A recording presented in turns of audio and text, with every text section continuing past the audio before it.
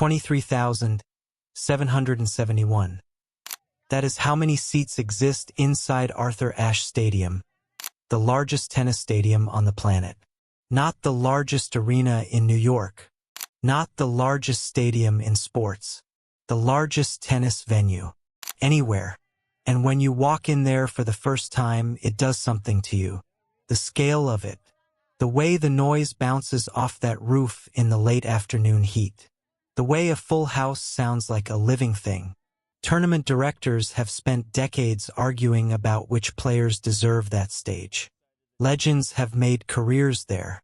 And the conversation about who belongs on that court has always started the same way, with a ranking. Until, reportedly, out.Eala changed the math. There is a system tennis uses to decide who goes where. It is not complicated. The best players, measured by points, by titles, by the cold arithmetic of a season's work, get the biggest stages. Number 1 plays on center court. That is the deal. It has always been the deal. And as of this week, Aryna Sabalenka has done more than almost anyone on the WTA Tour to earn that deal. 3 Grand Slam titles. A world number 1 ranking that she did not stumble into. She built it, match by match, through a game that combines raw power with tactical intelligence that the rankings do not fully capture. So when the scheduling sheet came out, and Sabalenka's session did not fill that building as fast as a 20-year-old from Manila. Reportedly, the conversation that followed was inevitable. Let us be precise about what this story is and what it is not. This is not a story about out.Eala being a better tennis player than Aryna Sabalenka. The rankings do not say that. The titles do not say that. The head-to-head, if there is one, does not say that. Sabalenka has earned her position by the only measure the sport has agreed to use. To pretend otherwise would be both inaccurate and disrespectful to what she has built. But this story is not about tennis rankings. This is a story about what a box office knows that a computer ranking does not. And those are 2 very different things. Major tournaments, the US Open included, are not purely sporting events. They are the business of filling 23,771 seats multiple times per day, across 2 weeks, in one of the most expensive sports markets in the world. The USTA does not run Arthur Ashe Stadium as a meritocracy of serves and ground strokes. It runs it as a meritocracy of demand. And when demand for a player's session, measured in the speed at which tickets disappear from a website, reportedly, according to sources close to the tournament, moves faster than the demand for the number 1 seed session, the institution notices. That is not an opinion. It is how every major entertainment venue in the world works. Scheduling decisions follow the money, follow the crowd, follow the data. And this week, according to what is being reported, that data pointed somewhere unexpected. It pointed at Eala. Now, if Sabalenka has a perspective on this, and there are reports suggesting she made her feelings known, that perspective is worth taking seriously. Because from where she stands, the question is legitimate.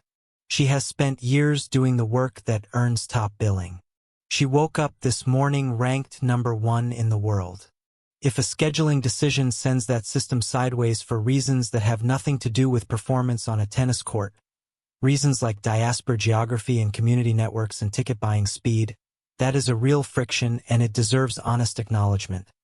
But here is what the data also says. And the data, in this case, is not on her side. Arthur Ashe Stadium holds 23,771 people. That number is the starting point for understanding what happened here.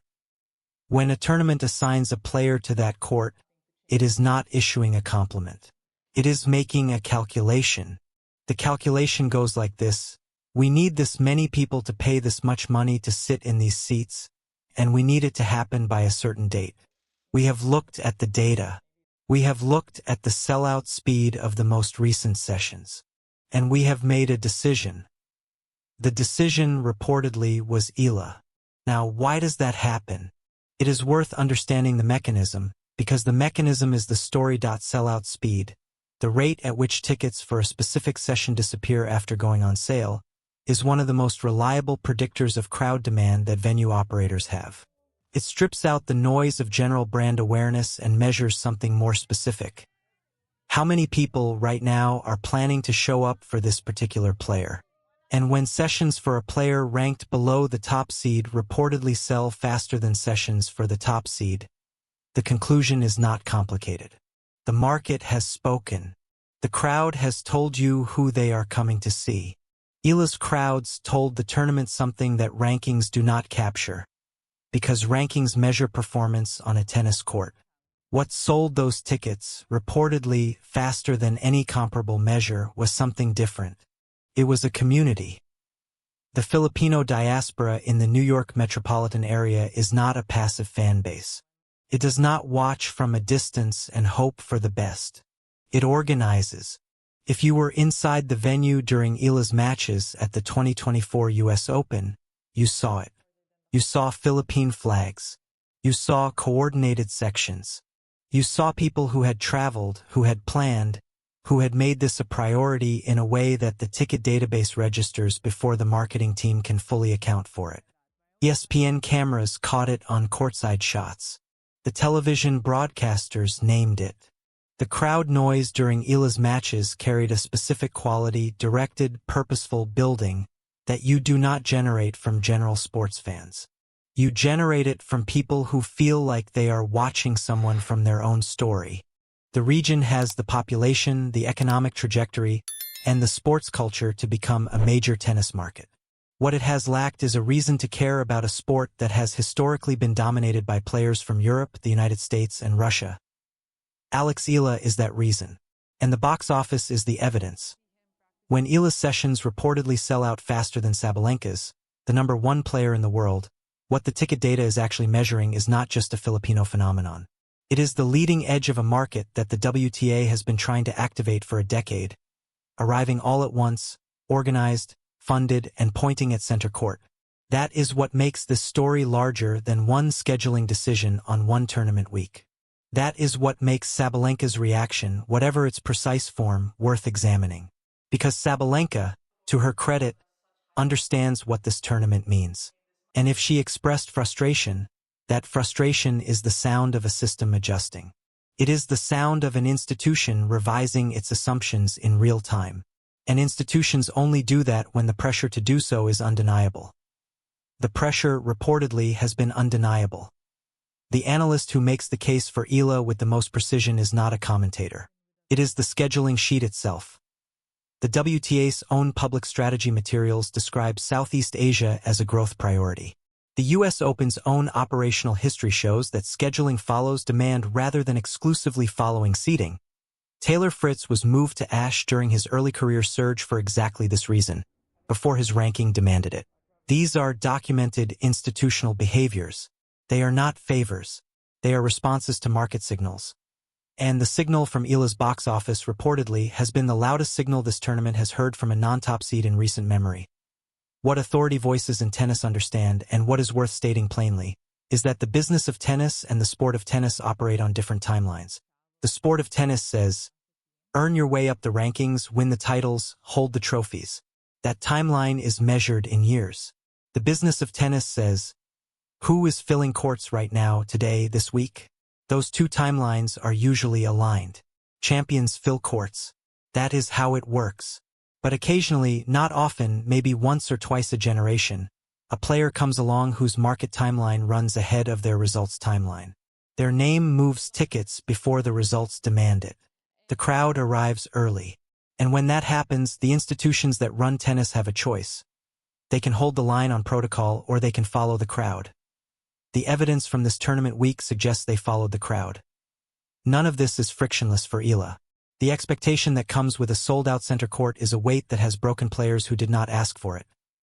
There was a period not that long ago, visible in the tour results and in the Philippine sports press, when the question about Eala was not whether she would be great, but whether the transition from junior dominance to senior success would happen at all. Junior tennis and senior tennis are different sports. The ranking points are different, the field is different, the scheduling is different, the physical demands are relentless in a way that junior circuits never fully replicate. Players who were dominant at 17 have stalled at 21. It happens. It is not a failure, it is a known structural challenge in the sport. Eala went through it. Her senior ranking progress was slower than the headlines about her junior career suggested it would be. There were losses that stung. There were results that required honest answers about whether the work was right, whether the preparation was matching the ambition. The scrutiny in the Philippines was not always gentle. When you are a national story before you are a top 50 player, the gap between expectation and result is public property. She answered the question not with words but with a quarterfinal run at the 2024 U.S. Open that silenced the debate and started a new one. And now, entering this week, the question is entirely different. The question is not whether she belongs. The question is how far she can go. Aryna Sabalenka will win more titles. She will hold the #1 ranking again, or she will be reminded of what it takes to reclaim it. She is not threatened by out.Eala's box office performance in any way that changes what happens on a tennis court. Rankings do not move because of ticket sales. Trophies do not shift because of scheduling decisions. The competition between them, if and when it arrives on a court, will be decided by none of what we have discussed today. But here is what this week has established, in a way that cannot be unestablished. When the biggest tennis venue in the world had to choose which player to put in front of 23,771 seats, and the market data reportedly pointed at a 20-year-old from Manila over the reigning world #1, that decision was made. It was made by the institution. It was made in response to evidence. And it was made in a way that every player on the WTA Tour, every tournament director, every broadcast partner, and every sponsor now has to account for. out.Eala is in a room she was not supposed to reach this quickly. The room where scheduling decisions at major tournaments bend toward your name. The room where the #1 player in the world is, reportedly, aware of your box office. The room where a diaspora community's organized, purposeful, flag-carrying presence in the stands has become a commercial variable that the sport's most powerful institution could not ignore. That room has a short guest list. Sabalenka is on it. A handful of players across the last decade of women's tennis are on it. And now, reportedly, according to the speed at which center court sold out this week, so is out.Eala. Not because the rankings said so. Not because a title demanded it. Because 23,771 people, or the people who wanted to be among them, decided it first. And in tennis, as in most things, the crowd that arrives early writes the next chapter. If you want to follow that chapter, if you want to know where this goes next, because this is not a story with an ending yet, this is a story mid-stride, subscribe. The Asian swing is coming. The US Open is coming. And the scheduling sheet is going to keep telling us things that the rankings haven't said yet. The room is set. The story continues.